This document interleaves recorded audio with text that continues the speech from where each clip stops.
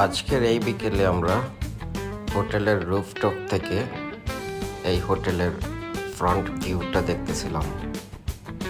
দূরে সাগর দেখা যাচ্ছিল। মুগ্ধতায় ভরা নীলাকাশের মাঝে সোনালি মেঘের আভা আর সাগরের গর্জন, আর সাথে ছিল এক কাপ চা। দূরে তাকিয়ে সাগরের বুকে ডিঙ্গি নৌকা দেখা। সব মিলিয়ে এই রুফটপের উপর আমাদের সময়টা খুব ভালোই কাটছিল।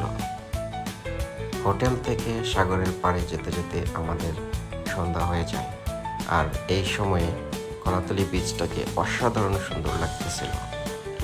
সন্ধ্যা গড়িয়ে রাত হয়ে যায়, আর আমার মনে যে সুরটি বাজতেছিল তা আমি বাঁশিতে উঠিয়ে নিলাম।